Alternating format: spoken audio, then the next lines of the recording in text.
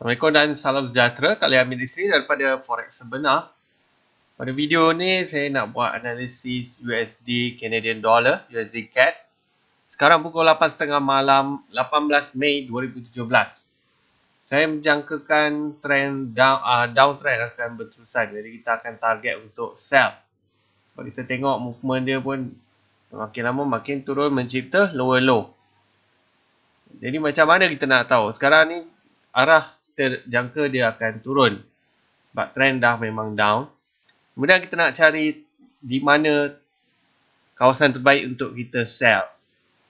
Jadi step by step saya akan tunjukkan pada anda. Pertama sekali kita nak kena cari point trend line dan juga SNR. Tukar ke line chart. Sekarang saya nampak ada trend line di sini. Dan juga saya akan sambungkan point di sebelah bawah. Kita kena perangkapkan harga tersebut. Sekarang harga kat tengah-tengah yang tengah bergerak-gerak macam ulat. Ulat. Okey, apa-apa je lah. Jadi ini adalah trend line. Sekarang kita cari SNR. SNR pula mana yang dia melengkung tu ataupun tajam tu. Tukar warna sekejap.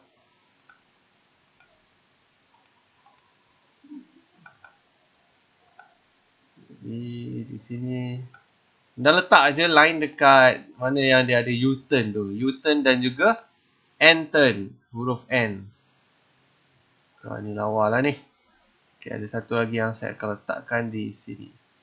Mana yang ada tu, anda letak line. Tapi jangan jauh sangat. Kalau macam yang atas ni dah jauh sangat. Jadi anda tak perlu letak SNR. Dah siap, tukar balik ke candlesticks ni.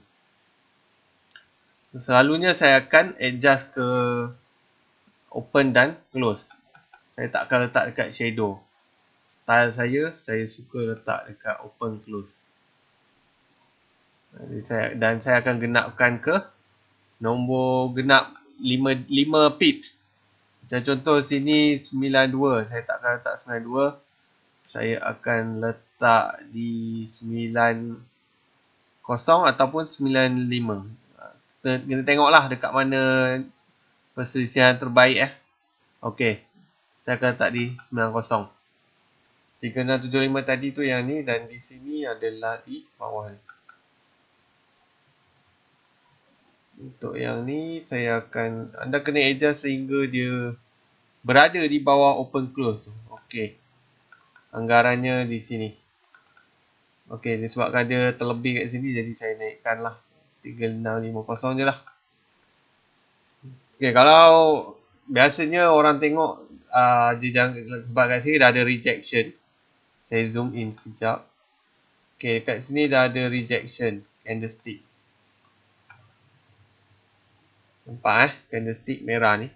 Namun begitu saya lihat ada trend line. The trend line di sini.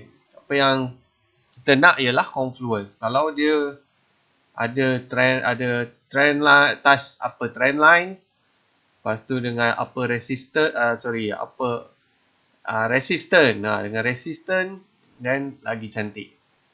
Saya nak sell kat sini, nanti dikuatiri dia mungkin naik kan, dia pergi cari kat point ni. Jadi kalau saya akan sell di kawasan tersebut. Dan saya akan tunggu harga masuk kat zone ni, barulah saya akan comfortable untuk sell. Kalau tidak dan harga terus turun, ada satu lagi cara iaitu bila harga semasa dah melepasi low candlestick sebelumnya ni sebanyak minimum 5 pip. Low 3634. Maknanya kalau harga semasa sekarang low 3634. Maksudnya dia sama.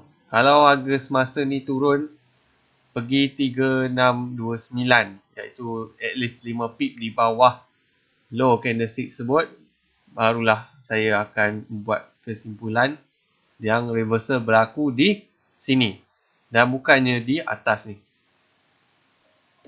Tapi sekarang kita tak tahulah harga pergi mana kan. Cuma saya nak tanya anda, kalau anda nak sell kat harga yang di bawah atau di atas. Mestilah yang atas kan, sebab kalau sell kat atas, anda punya risiko tu kurang, dan kalau dia turun, anda akan profit lebih banyak berbanding kalau anda sell di sebelah bawah. Jadi itu saja analisis saya untuk USD CAD ni. Sebelum saya terlupa, ini adalah chart H4. USD CAD H4. Time frame 4 jam. Kita perhatikan ke mana harga pergi selepas ini. Ingat yang penting target kita adalah untuk sell. Cuma bila kita nak cari di mana tu yang kita kena buat benda-benda ni. Kadang nak cari ala tujuan mana tu, tengok trend, tengok candlestick dekat daily sudah memadai.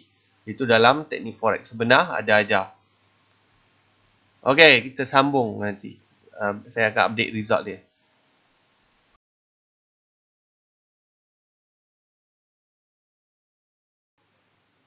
Sekarang pukul 12.30 malam 20 Mei 2017. Harga USD CAD telah pun terjun sampai dekat sini. Kalau anda semalam, kan saya cakap, kalau harga tak sampai sini, kita boleh sell bila harga break low. 5 pips kurang-kurangnya. So, 3629 sampai ke bawah ni, lebih kurang 100 pip dia terjun dalam tempoh 1 hari. Saya ada re-entry. Semalam saya tak sempat entry, tapi hari ni ada rezeki. Dia retrace dan saya re-entry. Setakat ni dah 48 pips. Kenapa saya re-entry sini? Kerana hari semalam 19 Mei, boleh check dekat Forex Factory, ada news CAD. Disebabkan news tu dia retrace lebih dahulu, lepas tu saya tangkap entry dekat situ. So macam mana saya boleh jangka dia retrace kat situ adalah kerana bila tukar ke line chart, ini adalah kawasan support become resistance ataupun SBR. Harga dah breakout kat sini, lepas tu dia pergi balik ke situ. Jadi masa itulah saya set pending order di 1.3590 dekat sini. Dapat sekitar 47 ke 50 pips floating profit ketika ini. Ingat, jangan sesekali kejar harga. Kalau harga dah turun jauh, biarkan saja, relakan saja. Banyak lagi peluang lain. Pada saya, dan saya syorkan pada anda juga, kalau kita set PO tak trigger, kemudian harga jalan, biarkan saja, kerana modal anda tidak dihakis. Anda masih ada lagi modal yang anda boleh gunakan untuk trade pada hari lain, pada pairs lain, pada minggu lain. Daripada anda trade juga, anda kejar juga, lepas tu rugi. Ataupun PO anda diaktifkan tapi berakhir dengan kerugian. Jadi bersyukurlah, ada kalanya bersyukurlah kalau tak trigger. Kerana modal anda tidak terusik, masih lagi boleh trade di lain waktu. Satu perkara tentang USD CAD saya nak bagi tahu adalah nilai per pipsnya tidaklah besar. Satu lot standard yang biasanya kalau price quote USD macam Euro USD adalah $1, 1 pip. Tapi untuk USD CAD, nilai dia hanyalah sekitar 75 sen ke 80 sen sahaja. Dia depend pada harga semasa. Jadi lebih baik anda trade pairs lain. Kerana nilai per pip dia sangat sikit. Dan movement dia tidaklah terlalu drastic. Jadi sekian saja perkongsian saya untuk analisis USD CAD ni. Saya harap anda dapat belajar banyak benda mengenai analisis teknikal dalam forex trading. Jumpa lagi dalam video-video yang akan datang. Seperti biasa, sebagai penutup, kita kena cakap acuh lah. Okey. Assalamualaikum.